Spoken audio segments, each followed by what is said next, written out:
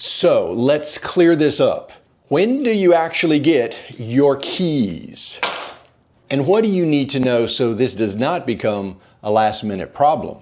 My name is Maury, and I've helped buyers and sellers navigate both purchases and sales all around Charlottesville for over 30 years. Let me help you clear up this question about keys.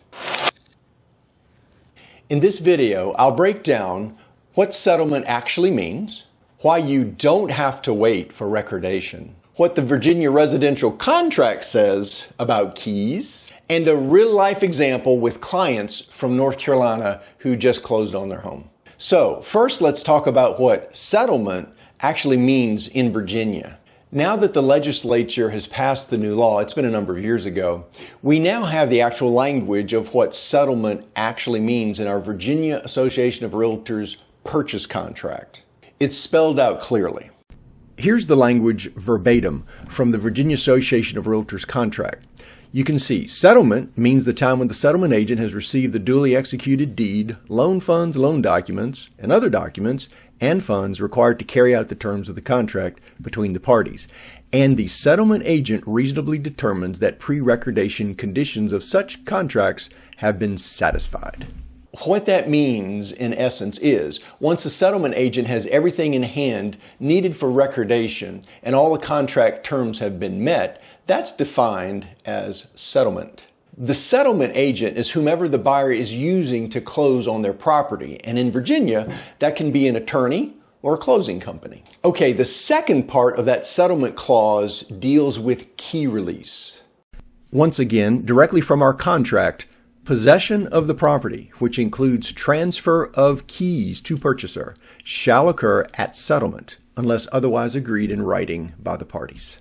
So now it's very clear in every contract that unless there's some other written agreement, the buyer gets their keys at settlement, not at recordation. So what's the deal about recordation?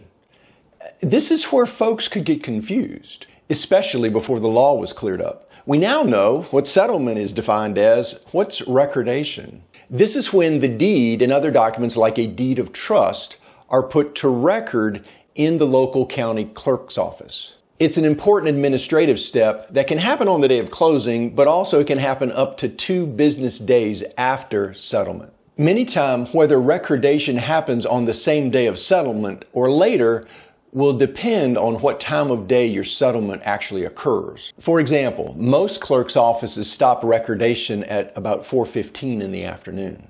If you have, let's say, a 3 p.m. closing, you're probably not going to have recordation on the same day. In times past, problems arose when you had a late Friday closing, let's say late in the afternoon, and you didn't get recordation same day, and recordation was held off until Monday. So, yay, we don't have to deal with that anymore. It's spelled out in the contract. So today it's all about good communication and preparing your clients, and sometimes even preparing the seller and seller's agents on the other side as you get things ready for closing. There are still odd ideas out there about this subject now and then. Here's a real-world example. I had clients from North Carolina who just closed a couple of weeks ago. They had closed on their home in North Carolina on a Thursday, and we had timed their closing up here to be the next day on Friday so they could get into their house immediately. They had a 10-month-old baby, so you didn't want to be holed up in a hotel for a weekend. Not only that, but President's Day was the following Monday. So you didn't have to, if you didn't record Friday, you had to wait Saturday, Sunday, Monday, and not record until Tuesday. So we had settlement on Friday. We knew it was going to be in the afternoon, and we knew it wasn't going to record. We let all parties know it was not going to record until Tuesday morning following President's Day. But because I coordinated with all parties and had good communication, let everyone know what the law was currently, we had a smooth closing. They moved in on Friday, it was recorded the next Tuesday, and both buyer and seller were happy. Have you ever heard yourself about conflicting advice about when you get your keys?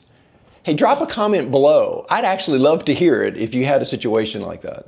And if you found this video helpful, smash that like button again for me, or just subscribe if you want more local insights to real estate around Charlottesville.